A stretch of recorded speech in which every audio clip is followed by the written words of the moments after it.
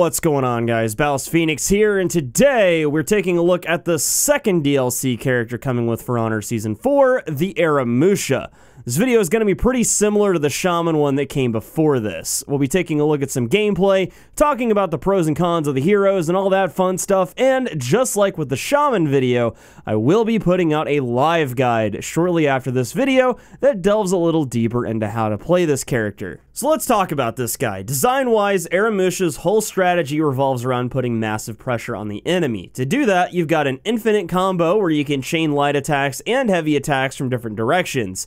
It's kind of like how the Berserker infinite combo works, except with the Aramusha, it doesn't have to be a light attack followed by a heavy attack or vice versa. It can be multiple lights or multiple heavies in a row, as long as you switch from side to top or top to side. So in his kit, the Aramusha also relies on soft feints to deal damage, attacking with a light attack and a heavy attack in the same direction, or two heavy attacks in the same direction will allow you to soft feint the heavy into a light attack from any direction.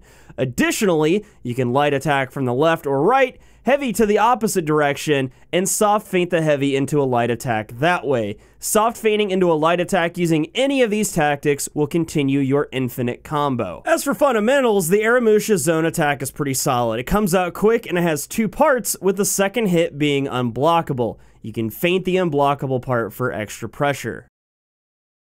He's also got a few different dash forward heavies, and much like the Shaman, these can come from any direction and are feintable. The cool thing about these is that each direction has its own unique properties. For example, if you do a top forward dash heavy, it has hyper armor, so it's good for trades if your opponent is trying to whiff attacks.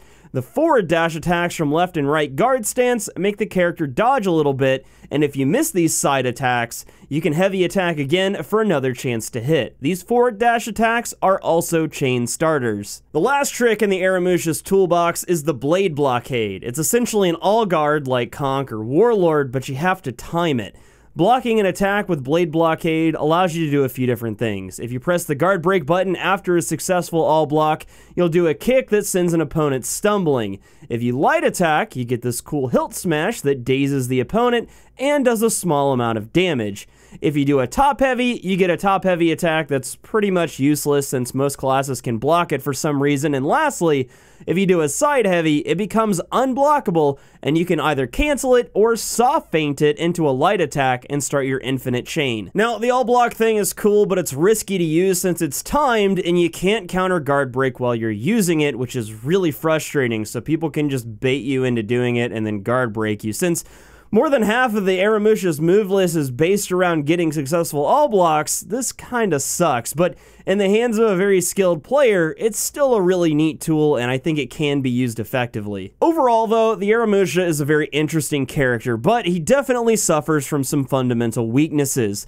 The all block thing is inconsistent sometimes with who you can do the top heavy on, and on top of that, he cannot get a heavy from a guard break for some reason, which is insanely stupid considering that he doesn't have super slow heavy attacks. So that means his parry game is weak, which is fine because they want you to use all block to punish, but it's still a little cumbersome to use. It's kind of like a bad Nobushi hidden stance. Anyway, I really hope this character gets some love post-launch because this is the first season that I've actually really wanted to play both of the DLC characters. He's really fun to play, and he's got the potential to be amazingly strong. And in the early access period, there were a handful of other For Honor content creators and pro players that gave a lot of feedback to the devs. So hopefully they'll take it to heart because as it stands right now, we're looking at another Highlander situation. But that's about all for the Aramusha for now. In a nutshell, he relies on fundamentals, but unfortunately doesn't get some of the fundamental guaranteed damage that other characters on the cast get, so hopefully they fix that. If you enjoyed this video though, make sure to leave a like down below and get subscribed so you don't miss the guides I'll be putting out on these two. But until next time, I'm BouseFeenux, I'll see you at the next one, and as always, thank you so much for watching.